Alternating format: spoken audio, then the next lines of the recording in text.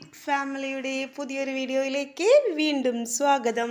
അപ്പോൾ കഴിഞ്ഞ വീഡിയോയിൽ നമ്മൾ രാവിലത്തെ ഭക്ഷണമൊക്കെ കഴിച്ചു കഴിഞ്ഞ് വീണ്ടും നമ്മുടെ യാത്ര പുറപ്പെട്ടിരിക്കുകയാണ്. തൃശ്ശൂരിലെ അങ്കമാലി കാലടി വഴിക്കാണ് നമ്മുടെ യാത്ര പോകുന്നത്.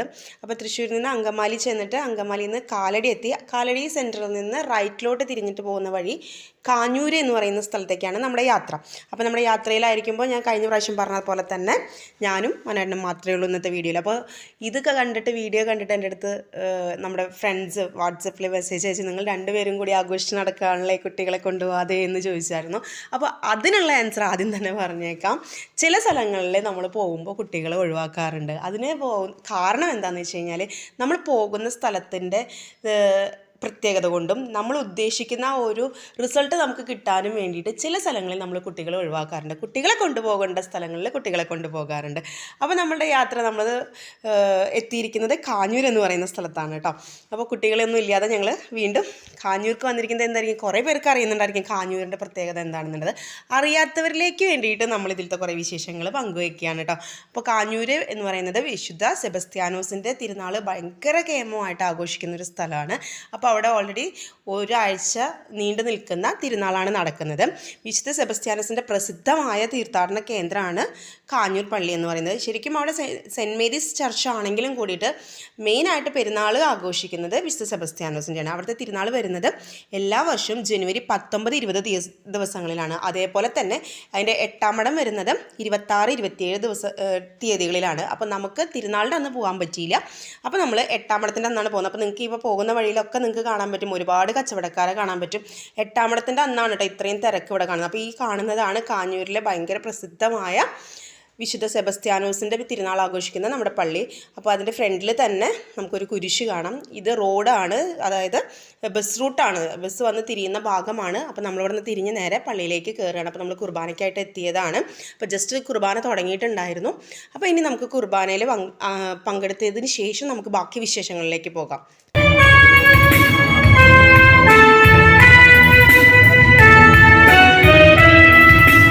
വിശുദ്ധനായ സെബസ്ത്യാനോസേ ഞങ്ങൾക്കു വേണ്ടി പ്രാർത്ഥിക്കണമേ. വിശുദ്ധനായ സെബസ്ത്യാനോസേ ഞങ്ങൾക്കു വേണ്ടി പ്രാർത്ഥിക്കണമേ.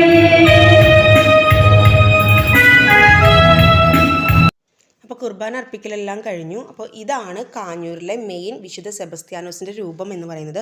ഈ രൂപത്തിൻ്റെ ഒരു പ്രത്യേകത എന്ന് പറയുന്നത് കാഞ്ഞൂരിനെ സ്വയമായിട്ട് തിരഞ്ഞെടുത്തു എന്നാണ് ഈ രൂപത്തിനെ പറ്റി പറയുന്നത്. കാരണം ഇറ്റലിയിലെ മിലാനിൽ പണി കഴിപ്പിച്ച് കൊണ്ടുവന്ന ഒരേ വലിപ്പത്തിലുള്ള 3 രൂപങ്ങളുണ്ടായിരുന്നു. അത് കപ്പലിലാണ് പോർച്ചുഗീസുകാർ കൊണ്ടുവന്നിരുന്നത്, മിഷണറിമാരാണ് കൊണ്ടുവന്നിരുന്നത്. ആ സമയത്ത് ഏത് രൂപമാണ് കാഞ്ഞൂർക്ക് കൊടുക്കണ്ടേ എന്നുള്ള ഒരു ആശങ്ക വന്നപ്പോൾ കാഞ്ഞൂരിലേക്കുള്ള രൂപം കപ്പലിൽ വെച്ച് തന്നെ കിഴക്ക് വടക്കായി കാഞ്ഞൂരിനെ ലക്ഷ്യമാക്കി സ്വയം തിരിഞ്ഞു എന്നാണ് പറയപ്പെടുന്നത്. അതുപോലെ തന്നെ വളരെ പ്രസിദ്ധമാണ് കാഞ്ഞൂരിലെ പ്രസംഗപീഠം എന്ന് പറയുന്നത്. പുഷ്പം എന്ന പേരിലാണ് ഇത് അറിയപ്പെടുന്നത്. കോളാമ്പിപ്പൂവിൻ്റെ ആകൃതിയിലാണ് ഇവ നിർമ്മിച്ചിരിക്കുന്നത്. ആനയുടെ വായിൽ നിന്ന് സസ്യഞ്ഞെട്ടിൽ വിടരുന്ന പുഷ്പത്തിൻ്റെ രൂപത്തിലാണ് കാഞ്ഞൂർ ദേവാലയത്തിൻ്റെ പ്രസംഗക്കൂടിൻ്റെ നിർമ്മിതി വരുന്നത്. ഇതിനേക്കാൾ എല്ലാം ഉപരിയായി എടുത്തു പറയേണ്ടതാണ് കാഞ്ഞൂർ പള്ളിയിലെ മദ്ബഹ എന്ന് പറയുന്നത്. 1000-ലേറെ വർഷം പഴക്കമുള്ളതാണ് ഈ മദ്ബഹ എന്നാണ് പറയപ്പെടുന്നത്. ഒപ്പം തന്നെ ഇതിലെ മരങ്ങളുടെ കൊത്തുപണികൾ കൊണ്ടും ഒപ്പം തന്നെ ഇലച്ചാറ്, പഴച്ചാറ് എന്നീ വസ്തുക്കളൊക്കെ ഉപയോഗിച്ചിട്ടാണ് ഈ മദ്ബഹ ഉണ്ടാക്കിയിട്ടുള്ളതാണെന്നാണ് നമുക്കറിയാൻ കഴിഞ്ഞിട്ടുള്ളത്. അപ്പോൾ ഇത് ശരിക്കും കണ്ടിരിക്കേണ്ട ഒരു സംഭവം തന്നെയാണ്. ഇന്നത്തെ പല പള്ളികളിലും നമ്മൾ ചെയ്യുന്നതിനേക്കാളും വളരെ വ്യത്യസ്തമായിട്ടാണ് ഈ ഒരു മദ്ബഹ ചെയ്തിട്ടുള്ളത്. അതും ഇത്രയും വർഷം ഈ ഒരു മദ്ബഹയുടെ ഭംഗി ഇങ്ങനെ തന്നെ നിലനിർത്തി കൊണ്ടുപോകുക എന്ന് പറയുന്നത് തന്നെ വലിയൊരു കാര്യമാണ്. അവിടെ പോയി നിൽക്കുമ്പോൾ നമുക്ക് കിട്ടുന്നത് പറഞ്ഞറിയിക്കാൻ പറ്റാത്ത അത്രയും ഒരു അനുഭൂതിയാണ് കേട്ടോ. എന്താണെന്ന് വെച്ച് കഴിഞ്ഞാൽ ശരിക്കും നമ്മൾ പ്രാർത്ഥിക്കാനായിട്ടുള്ള ഒരു അവസ്ഥയിൽ നമ്മളവിടെ പോയി നിൽക്കുമ്പോൾ നമ്മളെ അവിടെ വിട്ടിട്ട് പോരാൻ പറ്റാത്ത രീതിയിൽ നമ്മളെ അങ്ങോട്ട് ആകർഷിക്കുന്ന ഒരു മദ്ബഹയാണ് അവിടെ ഉള്ളത്. നമുക്കിങ്ങനെ പ്രത്യേകിച്ച് വിശുദ്ധ സെബസ്ത്യാനോസിൻ്റെ മഹിമേനെ പറ്റിയിട്ടും എല്ലാം നമ്മുടെ ഉള്ളിൽ ആ ഒരു നിൽക്കുമ്പോൾ ആ ഒരു മദ്ബഹയിൽ പോയി നിൽക്കുമ്പോൾ നമുക്ക് പ്രത്യേകിച്ചൊരു അറിയിക്കാൻ പറ്റാത്ത ശരിക്കും അത് ഫീൽ ചെയ്യുന്നത് വേണം. അതുപോലെ തന്നെ അത് കഴിഞ്ഞ് നമ്മൾ പുറത്തേക്ക് ഇറങ്ങിയപ്പോൾ പള്ളിയിലത്തെ തിരക്കാണ് ഈ കണ്ടുകൊണ്ടിരിക്കുന്നത്. ഈ പുറത്തിറങ്ങിയിട്ടുള്ള 2 ചുമരുകൾ ചുവരുകളിലായിട്ട് ചുവർ ചിത്രങ്ങൾ ചെയ്തിട്ടുണ്ട്. അത് ടിപ്പു സുൽത്താൻ്റെ കാലത്ത് അവിടെ ഉണ്ടായിട്ടുള്ള സംഭവങ്ങളെ പറ്റിയിട്ടാണ് ആ ചുവർ ചിത്രങ്ങളിൽ പ്രതിപാദിച്ചിരിക്കുന്നത് കേട്ടോ. അതോടൊപ്പം തന്നെ പള്ളിയുടെ വലത്ത് ഭാഗത്ത് സെബസ്ത്യാനോസിൻ്റെ വലിയൊരു രൂപവും സെബസ്ത്യാനോസിന് അമ്പ ചെയ്യുന്നതായിട്ടുള്ള ഒരു വലിയൊരു രൂപം ഉണ്ടാക്കി വെച്ചിട്ടുണ്ട്. ഒരുപാട് വിശ്വാസികൾ അവിടെ വന്ന് നിയോഗാർത്ഥം പ്രാർത്ഥിക്കുന്നുണ്ട്, മെഴുകുതിരികൾ കത്തിക്കുന്നുണ്ട്. വിശുദ്ധ സെബസ്ത്യാനോസ് ആണ് ആ കാഞ്ഞൂരിൻ്റെ എന്താ പറയുക വലിയൊരു മാധ്യസ്ഥ സഹായം പലതരം പകർച്ചവ്യാധികളിൽ നിന്നുമെല്ലാം ആ ഒരു ഇടവകയെയും ഒത്തിരി വിശ്വാസികളെയും സംരക്ഷിക്കുന്നു എന്നുള്ളതിൻ്റെ തെളിവായിട്ടാണ് ഇത്രയും വലിയൊരു രൂപവും അവിടെ നിർമ്മിച്ചു വെച്ചിട്ടുണ്ട്. അപ്പോൾ ഇതാണ് പള്ളിയുടെ മൊത്തത്തിലുള്ള ഒരു സ്ട്രക്ചർ എന്ന് പറയുന്നത്. അപ്പം ഇവിടുത്തെ പെരുന്നാളിൻ്റെ ഒരു പ്രത്യേകത, മറ്റൊരു വലിയൊരു പ്രത്യേകത എന്ന് പറയുന്നത് ഇവിടെ 19-ാം തീയതി 20-ാം തീയതി നടക്കുന്ന തിരുനാളിനോടനുബന്ധിച്ച് 3 വലിയ പ്രദക്ഷിണങ്ങളാണ്. ഏഷ്യയിലെ തന്നെ വലിയ 3 പ്രദക്ഷിണം എന്നാണ് ഈ പ്രദക്ഷിണത്തിന് അറിയപ്പെടുന്നത്. അത് നടക്കുന്നത് ഇവിടെയാണ്.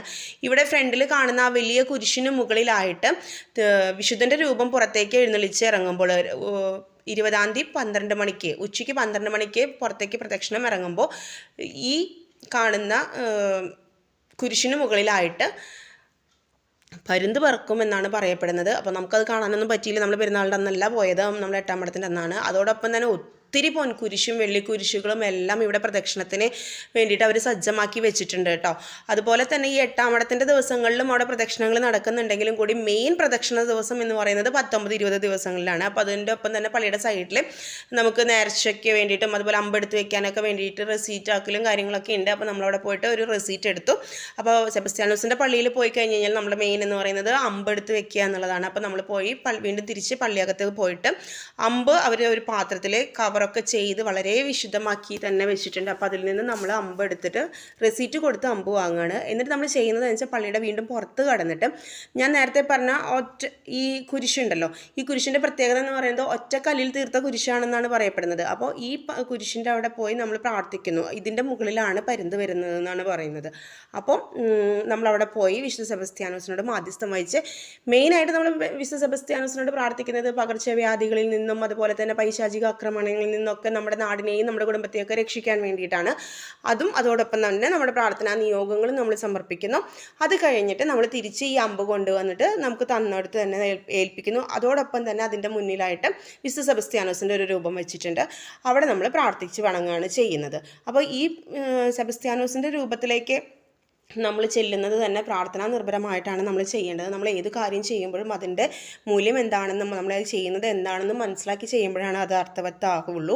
അപ്പോൾ ഇതാണ് വിശുദ്ധ സെബസ്ത്യാനോസിൻ്റെ രൂപം വരുന്നത്. ഇതിൽ ഏലക്ക കൊണ്ടാണ് മാല വെച്ചിരിക്കുന്നത് കേട്ടോ. ഒരുപാട് വിശ്വാസികൾ കൊടുക്കുന്നതാണ്. നമുക്ക് ഊഹിക്കാമല്ലോ ഏലക്കയ്ക്ക് എത്ര വിലയുണ്ടാവും എന്നുള്ളത്. അതിൻ്റെ ഒപ്പം തന്നെ ഇത്രയും വലിയ മാലകളൊക്കെ ചെയ്ത് കൊടുക്കുക എന്ന് പറയുമ്പോൾ അത് ഓരോരുത്തരുടെയും വിശ്വാസത്തിൻ്റെ അളവ് എത്രത്തോളം ഉണ്ടെന്ന് നമുക്ക് മനസ്സിലാക്കാൻ പറ്റും. അത് കഴിഞ്ഞ് വന്ന് നമ്മൾ തിരിച്ച് വിശുദ്ധ സെബസ്ത്യാനോസിൻ്റെ രൂപത്തിന് മുമ്പിൽ വന്ന് വണങ്ങിയിട്ട് വീണ്ടും അവിടുന്ന് പുറത്ത് കിടക്കുകയാണ് ചെയ്യുന്നത് കേട്ടോ. അപ്പോൾ ഇതൊക്കെയാണ് പള്ളിയകത്തുള്ള വിശേഷങ്ങൾ.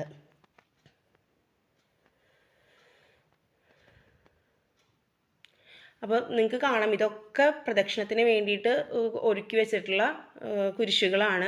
അതായത് സ്വർണത്തിൻ്റെയും വെള്ളിയുടെയൊക്കെ ആയിട്ടുള്ള കുരിശുകളാണ് കേട്ടോ. ഒത്തിരി കുരിശുകൾ അവിടെ ഇങ്ങനത്തെ വെച്ചിട്ടുണ്ട്, പൊൻകുരിശുകൾ വെച്ചിട്ടുണ്ട്. അപ്പോൾ നമ്മൾ പള്ളിയിൽ നിന്ന് പുറത്ത് വരുന്ന നേർച്ച വാങ്ങി. നമ്മുടെ കുട്ടികളൊന്നും വന്നിട്ടില്ല എന്ന് നിങ്ങൾക്ക് അറിയാമല്ലോ. അപ്പോൾ ഇത്തരം സിറ്റുവേഷൻസിലാണ് നമ്മൾ കുട്ടികളെ ഒഴിവാക്കുന്നത് കേട്ടോ. അപ്പോൾ അവരെ കൊണ്ടുവന്നു കഴിഞ്ഞാൽ നമ്മൾ ഉദ്ദേശിക്കുന്ന പ്രാർത്ഥിക്കാനും കാര്യങ്ങൾക്ക് നമുക്ക് സ്വസ്ഥമായിട്ടിരിക്കാനൊന്നും പറ്റാറില്ല. അവർ ഓരോ വഴിക്ക് ഓടാനും സംസാരിക്കാനൊക്കെ തുടങ്ങുമ്പോൾ നമുക്ക് മാനസികമായിട്ടത് വന്നത് വെറുതെയായി പോയി എന്നുള്ളൊരു ചില നേരത്തെ ഒരു ഫീൽ വരാറുണ്ട്. അപ്പോൾ അവരെ കൊണ്ടുപോകേണ്ട സ്ഥലങ്ങളിലേക്ക് അവരെ കൊണ്ടുപോകാറുണ്ട്. അപ്പോൾ ഇങ്ങനത്തെ സിറ്റുവേഷൻസിൽ നമ്മൾ അവരെ ഒഴിവാക്കാറുണ്ട് കേട്ടോ. അപ്പോൾ പള്ളിയിൽ നിന്ന് നമ്മൾ പുറത്തിറങ്ങുമ്പോൾ പള്ളിയുടെ ചുമരിൽ തന്നെ വലത് ഭാഗത്തുള്ള ചുമരിൽ തന്നെ ഇതുപോലെ എന്തൊക്കെയാണ് പള്ളിയുമായി റിലേറ്റ് ചെയ്തിട്ടുള്ള കാര്യങ്ങൾ, എന്തൊക്കെയാണ് അവിടുത്തെ പ്രത്യേകതകൾ, എന്തൊക്കെ അത്ഭുതങ്ങളാണ് അവിടെ നടന്നിട്ടുള്ളത് എന്നുള്ളതിൻ്റെയൊക്കെ ഐതിഹ്യങ്ങൾ അവിടെ ചുമരിൽ വെച്ചിട്ടുണ്ട്.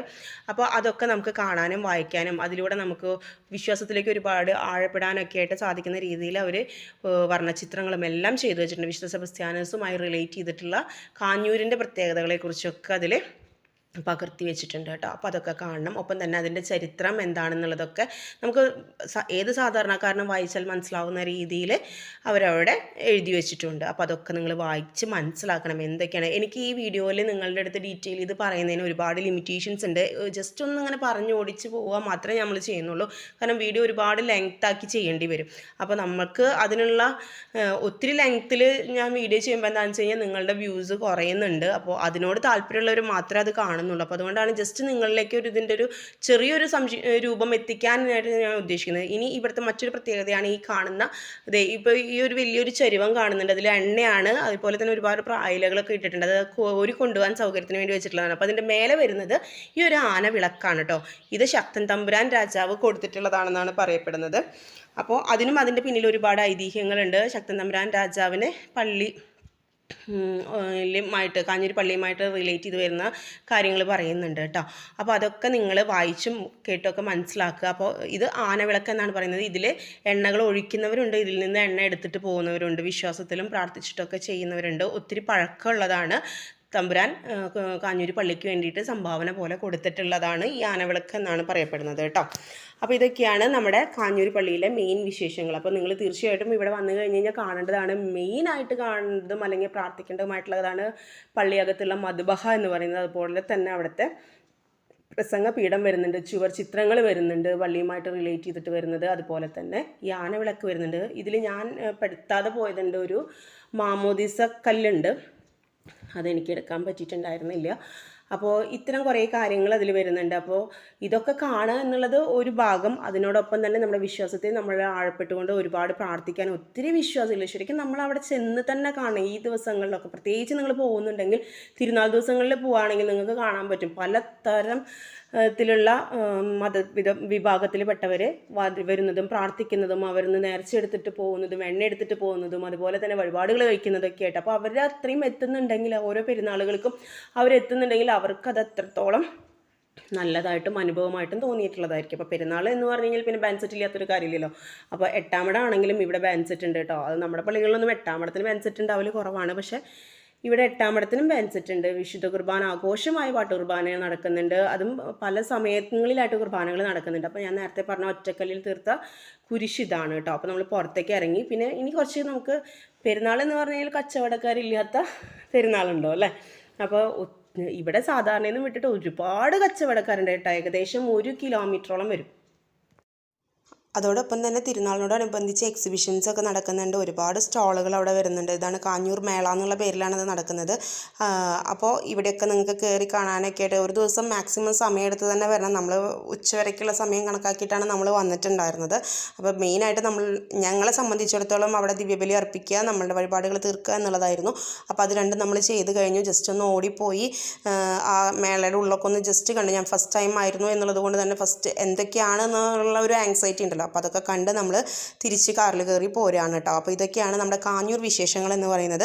അപ്പോൾ നമ്മുടെ ഈ വീഡിയോ നിങ്ങൾക്ക് ഇഷ്ടപ്പെട്ട് കാണുമെന്ന് വിചാരിക്കുന്നു. അതിൻ്റെ മൂല്യം എന്താണെന്ന് നിങ്ങൾ മനസ്സിലാക്കുമെന്ന് കരുതുന്നു. അപ്പോൾ നിങ്ങൾക്ക് ഇഷ്ടപ്പെട്ട് കഴിഞ്ഞാൽ തീർച്ചയായിട്ടും ലൈക്ക് ചെയ്യാനും ഷെയർ ചെയ്യാനും, ഇനി സബ്സ്ക്രൈബ് ചെയ്യാതെ കാണുന്നവരുണ്ടെന്നുണ്ടെങ്കിൽ തീർച്ചയായിട്ടും നിങ്ങൾ സബ്സ്ക്രൈബ് ചെയ്തിട്ട് കാണാൻ ശ്രമിക്കണം. എന്നാലാണ് നമുക്ക് ഒത്തിരി കൂടുതൽ വീഡിയോകൾ നിങ്ങളിലേക്ക് എത്തിക്കാൻ പറ്റുള്ളൂ.